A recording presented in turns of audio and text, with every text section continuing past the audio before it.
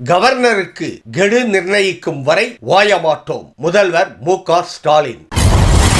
தனி கட்சி தொடங்கினார். மதிமுகவிலிருந்து நீக்கப்பட்ட மல்லை சத்யா. படத்தின் பெயரை கட்சிக்கு வைத்தாரா மல்லை சத்யா?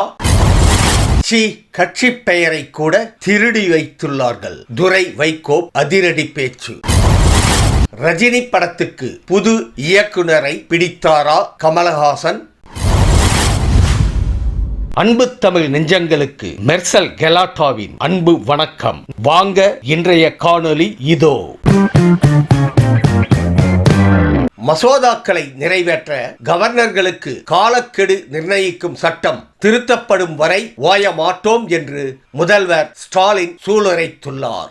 ஆளுநர் வேண்டுமென்றே காலதாமதம் செய்தால் மாநில அரசுகள் வழக்கு தொடுக்க உரிமை உள்ளது என்பதை உச்சநீதிமன்றம் உறுதி செய்துள்ளதாக கூறிய அவர், எந்த அதிகாரமும் அரசியல் அமைப்பை விட பெரிதல்ல என்று குறிப்பிட்டுள்ளார். மாநில உரிமைகளை நிலைநாட்டும் வரை போராடுவோம் என்றும் முதல்வர் கூறியுள்ளார்.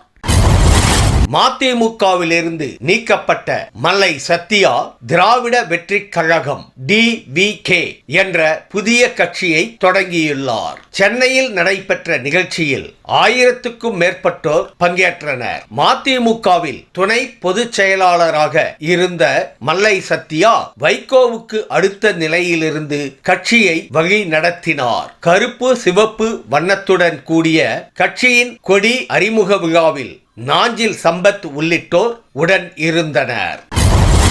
தான் தொடங்கியுள்ள புதிய கட்சிக்கு திராவிட வெற்றிக் கழகம் DVK என பெயர் வைத்துள்ளார் மல்லை சத்யா. இந்த பெயரை எங்கோ கேட்டது போல இருக்கிறதே என சற்று ரீவைண்ட் செய்து பார்த்தபோது ஒன்று புலப்பட்டது. சமீபத்தில் பிக் பாஸ் அபிராமி திராவிட வெற்றிக் கழகம் DVK என்ற திரைப்படத்தில் நடிக்க உள்ளதாக அறிவித்திருந்தார். கொடியை டீகோட் செய்த நெட்டிசன்கள் இதையா 15 நாட்களாக குழு அமைத்து முடிவு செய்தார் என கமெண்ட் செய்து வருகின்றனர். 2024 KP சரவணன் என்பவர் தொடங்கிய திராவிட வெற்றிக் கழகம் பெயரில் மல்லை சத்யாவும் புதிய கட்சியை தொடங்கியது சர்ச்சையாகியுள்ளது. இது தொடர்பான கேள்விக்கு துரை வைகோ, தொட்டில் பழக்கம் சுடுகாடு வரை ஆரம்பிக்கும் போதே திருட்டு பழக்கத்தில் ஆரம்பித்தால் கடைசி வரை திருட்டு பழக்கம் இருக்கத்தான் செய்யும். அப்படித்தான் கட்சி பெயரை கூட இன்னொரு கட்சியிடம் களவாடி வைத்துள்ளனர் என காட்டமாக விமர்சித்தார்.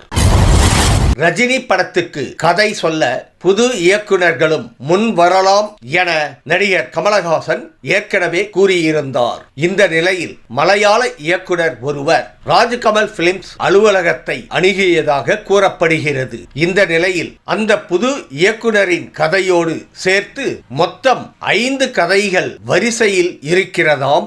இதில் ஒன்றைத்தான் ரஜினி ஓகே செய்ததும் டிசம்பர் 1 வாரம் இயக்குனர் அறிவிப்பு வெளியாகும் எனவும் மார்ச்சில் ஷூட்டிங் தொடங்கும் எனவும் கூறப்படுகிறது.